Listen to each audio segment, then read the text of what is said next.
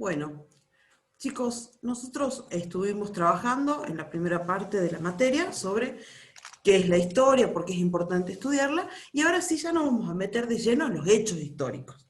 Y en el recorte que yo elegí hacer para esta materia, arrancamos con lo que se llama la expansión ultramarina, y que ustedes habrán visto cuando eran más chicos, iban a la escuela primaria o a la escuela secundaria, como la conquista de América. Y para poder entender esto vamos a revisar antecedentes y contexto. Entonces les voy a dejar en este video algunas explicaciones al respecto y vamos a tratar con estas explicaciones que ustedes comprendan cómo se dio este proceso. Bueno, vamos a avanzar entonces. ¿A qué llamamos expansión ultramarina? Llamamos expansión ultramarina al proceso que se da a partir del siglo XV y en el cual España y Portugal empiezan a transitar otras rutas o caminos que no eran los que tradicionalmente se utilizaban para el comercio, ¿no? Durante toda la Edad Media, ustedes van a entender la Edad Media recordando que tiene que ver con la época de los castillos, de los caballeros, y es lo que viene después del Imperio Romano, o sea que nosotros ya hemos transitado esa época, no la estudiamos porque no es objeto de esta materia y además no nos alcanzaría el tiempo, pero superada esa etapa, de hecho vamos a hablar de la transición de esa etapa hacia esta nueva etapa, se empiezan a buscar otras rutas alternativas y diferentes para el comercio. ¿Por qué? Porque lo que sucedía naturalmente en el periodo anterior era que Europa comerciaba con Asia por medio del mar Mediterráneo, o sea, se comunicaban Asia y Europa por medio del mar Mediterráneo. Pero hacia 1453, el punto de conexión entre Asia y Europa, que era Constantinopla, la capital del Imperio Romano de Oriente, cae dominada por los turcos, y esto hace que básicamente ya la cristiandad europea, ¿no es cierto?, los hombres de Europa no puedan pasar hacia Oriente porque está dominado este territorio por estos turcos. Entonces, de alguna manera, la expansión ultramarina es el proceso por el cual España y Portugal van a salir en la búsqueda de nuevas rutas, buscando nuevos caminos para llegar a Oriente. Y ustedes preguntarán, y si no se preguntan les contesto igual y les cuento igual, ¿por qué es importante llegar a Oriente? ¿O a qué llamamos Oriente? Bueno, recién les decía Asia, ¿no? Es importante llegar a Oriente, específicamente a la India, a Japón, a la China. Ustedes lo van a encontrar en algunos textos como Cathay, Zipango y la India. Cathay es la China, Zipango es Japón, bueno, y la India es la India, ¿no? ¿Por qué es importante llegar hasta esos lugares? Esos lugares tienen productos que escasean en Europa. La especería, por ejemplo, las piedras preciosas, los metales preciosos, la cedería, o sea, todo lo que serían las telas. Entonces, de alguna manera, el comercio era muy activo porque se traían desde Oriente productos hacia Occidente que escaseaban justamente en Europa. Y ustedes se preguntarán, ¿por qué son importantes estos productos? Y nos vamos a concentrar específicamente en lo que es la especiería. La especiería o las especies son aquellos productos que permitían conservar los alimentos. Ustedes imagínense que no existían los modos de refrigeración que conocemos hoy.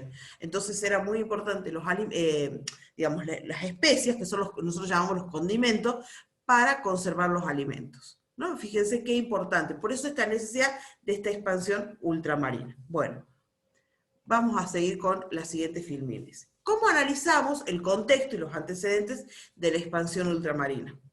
Bueno, para analizar el contexto y los antecedentes, cuando decimos antecedentes, es qué está pasando en la previa, qué está pasando en la víspera de la expansión ultramarina, necesariamente tenemos que mirar a Europa. Y por ahí ustedes dirán, bueno, pero nuestra materia es historia argentina y latinoamericana. Bueno, acá me tomo el momento para aclarar que siempre vamos a estar referenciando a Europa. ¿Por qué? Porque todo lo que pasa en Europa, lo que pasa en el mundo, va a influir directamente en lo que pasa en Argentina y Latinoamérica. Que de hecho, en este momento histórico, estamos hablando de mediados del siglo XIV, mediados del siglo XV, fines del siglo XV, no podemos hablar ni de Argentina, ni de América como tal, o de Latinoamérica como tal. Entonces, necesitamos mirar a Europa, necesitamos entender qué está pasando en Europa para poder comprender cómo, de alguna manera, se produce esta expansión ultramarina, que en definitiva va a ser un hecho realmente trascendental, transformador de la historia universal, porque a partir de esa expansión ultramarina se produce de alguna manera esto que nosotros conocemos como la conquista de América, ¿no? Me gusta pensar más en términos quizás más críticos, ¿no? La usurpación de un territorio desconocido, de un mundo que se creía de alguna manera, digamos, los dueños del mundo, y conquistan y avasallan a este otro continente que aparece y que de alguna manera irrumpe en la historia universal, que es América. Entonces, nosotros necesitamos mirar a Europa. Y para mirar a Europa vamos a mirar dos cuestiones fundamentales.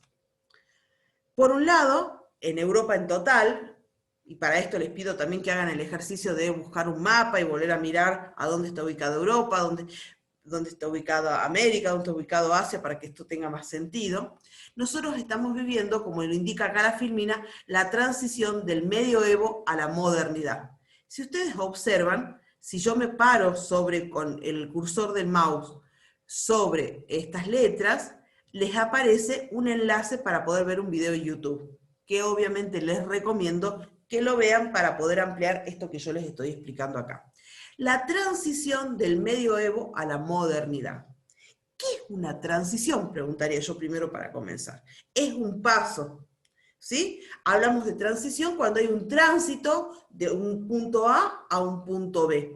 Y en esta transición se van a ir dando transformaciones sociales, políticas, económicas, ideológicas, de mentalidad, que van a transformar el mundo del medioevo o la Edad Media a la modernidad o edad moderna.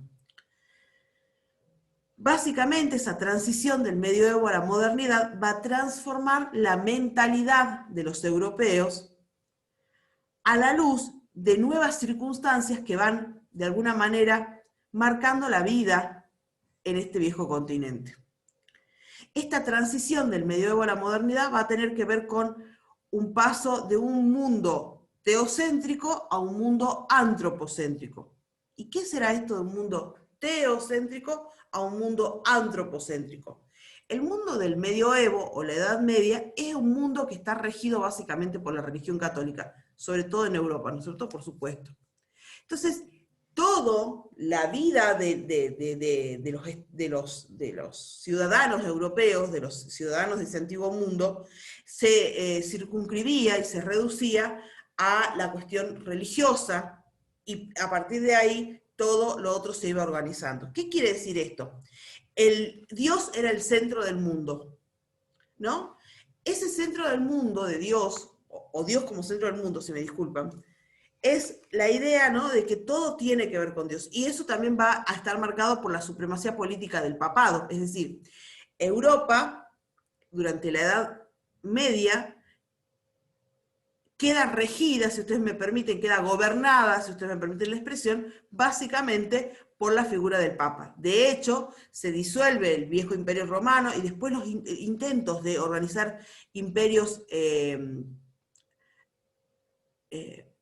imperios que engloben a más de un territorio europeo, van a fracasar. Va a fracasar el intento del imperio romano germánico, del imperio carolingio, ¿no? Que no los vamos a estudiar, pero son intentos de restaurar el dominio del imperio romano. No se va a poder hacer esto. Y en todo caso, la única autoridad que va a quedar como suprema en toda Europa va a ser la del Papa. Entonces pasamos de un mundo teocéntrico, donde Dios es el centro del mundo, a un mundo antropocéntrico, donde el hombre se vuelve protagonista. Antropo hace referencia a hombre, céntrico a centro. Teo hace referencia a Dios, céntrico, centro. A ver, esto que yo explico en breves segundos, porque además hablo muy rápido, obviamente que no se da en segundos, ¿no? Se da en años, y eso es todo un proceso, una transición muy lenta. Pasamos de un mundo teocéntrico a un mundo antropocéntrico. Pasamos de un mundo geocéntrico a un mundo heliocéntrico, o una cosmovisión, permítanme ustedes la expresión. Cosmovisión. Cosmo, cómo veo el mundo, cómo veo el cosmo, perdón. Cosmovisión, cómo veo el cosmos, cómo lo comprendo. Una cosmovisión que pasa del geocentrismo al heliocentrismo. ¿Qué quiere decir esto? El geocentrismo es la Tierra es el centro del universo.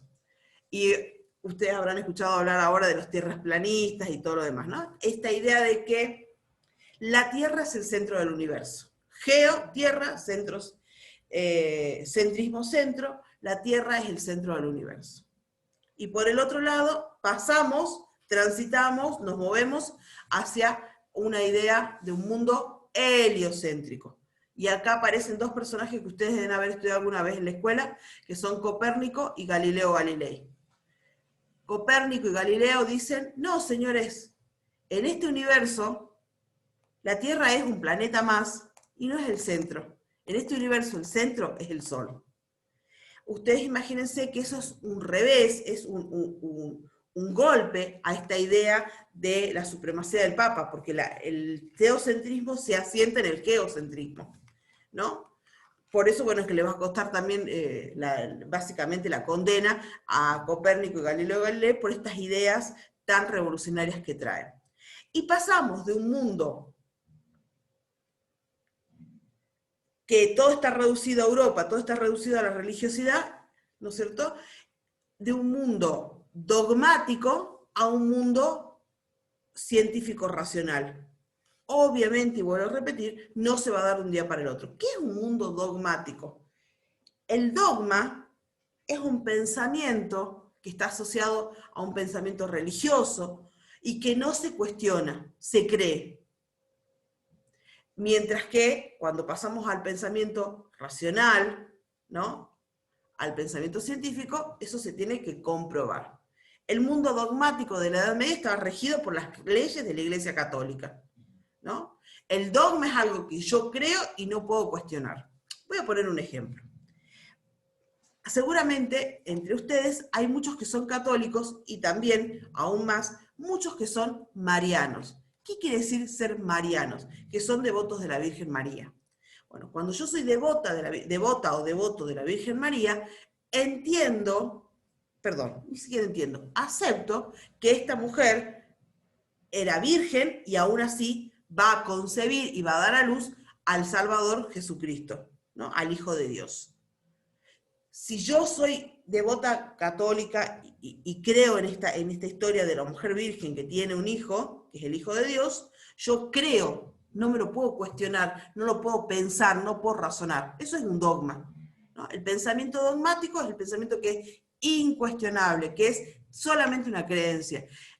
A veces se dice, ay no, pero este periodista es muy dogmático. ¿Por qué se dice que es dogmático? Porque tiene una línea de pensamiento que nadie lo puede mover de ahí. O este profesor es muy dogmático. Un profesor que mantiene una línea y que no acepta críticas, que no acepta otra línea de pensamiento, otras sugerencias. Ese modo de pensar y de concebir el mundo dogmático, se transforma hacia la modernidad, paulatinamente y demás, en un mundo racional, en un mundo científico. Y acá aparece Descartes y dice, pienso, luego existo. Cogito, ergo sum. ¿No? Pienso y por lo tanto soy. Pienso y por lo tanto existo. Dándole una entidad suprema al pensamiento racional. Entonces pasamos de un mundo dogmático a un mundo racional científico. De un mundo geocéntrico a un mundo heliocéntrico. De un mundo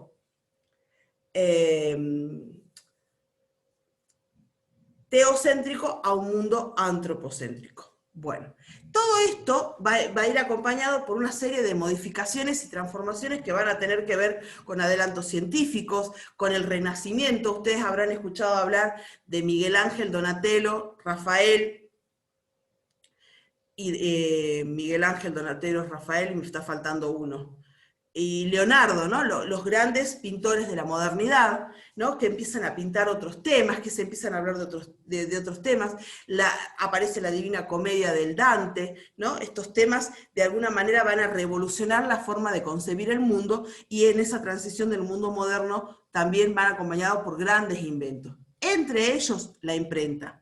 Y la imprenta es revolucionaria porque por primera vez comienza el proceso de democratización del saber. Ya no van a ser solo los sacerdotes o parte de la élite los que sepan leer y escribir, sino que en un largo proceso, la lectura va a llegar, la lectura y la escritura, por supuesto, van a llegar a todos los sectores de la sociedad. No va a ser de un momento para el otro, pero la imprenta va a tener mucho que ver con esto. Ustedes imagínense que por primera vez se va a imprimir la Biblia, y la van a poder leer más allá de los sacerdotes, ¿no? Entonces, es toda una transformación, que les voy a repetir, la van a poder profundizar viendo este video que les adiciono acá. Bueno, pero también tenemos que mirar, si ustedes me permiten avanzar hacia la siguiente filmina, tenemos que mirar a España, ¿no? ¿Por qué miramos a España? Porque justamente desde España va a salir esta expansión ultramarina de la que estamos hablando. Y yo acá les puse también un subtítulo y también les adicioné un video. Este PowerPoint va a estar subido en el aula virtual, para que ustedes también vean este video, que además es muy cortito, donde habla de la Reconquista, los Reyes Católicos y la expansión. ¿Qué estaba pasando? España, como España en realidad no existía todavía, existía lo que se llama la península ibérica, y esa península ibérica había sido dominada 8 siglos antes por los moros, ¿no? Un grupo de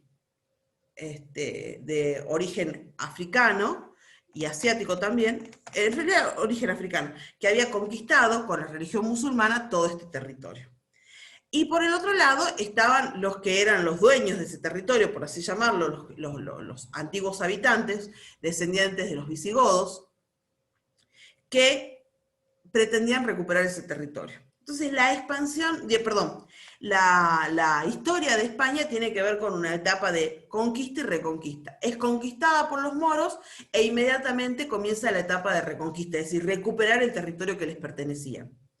Esa etapa de reconquista, esos 8 siglos de reconquista que ustedes van a tener para leer también acerca de algunas cuestiones ahí, va a concluir con la llegada al trono de los reinos de Castilla y Aragón de justamente la reina de Castilla, ¿no es cierto?, Isabel, y el rey de Aragón, Fernando, que van a unirse en matrimonio, en una alianza política, para lograr la reconquista definitiva y la expulsión de los moros de la península ibérica. Es decir, cuando España comienza su expansión hacia América, lo hace también en un momento de esplendor y de consolidación política de lo que va a ser el Reino de España. Entonces, esa expansión va a ser posible, si se me permite la expresión, va a ser posible en tanto y en cuanto los reyes católicos hayan logrado la unidad española. Ese contexto es el que nosotros tenemos que mirar como condición sine qua non para entender de dónde sale o de dónde vienen estos conquistadores y de dónde aparece esta expansión ultramarina y esta conquista, este avance sobre América. Bueno, espero haber sido clara, les recomiendo escuchar un par de veces este video, hacer anotaciones, tomar temas principales o centrales en los que yo mencione y también hacer sus propias investigaciones. Es decir, de alguna manera hay temas que yo no desarrollo por una cuestión de tiempo, pero que ustedes podrán por ahí, viendo un video o leyendo algún texto en internet, entender de qué se trata, por ejemplo, cuando hablo de renacimiento, ¿no? Que es este movimiento cultural que va a dar sustento y que va a sostener todo este proceso de transformación del medioevo o de la Edad Media a la modernidad.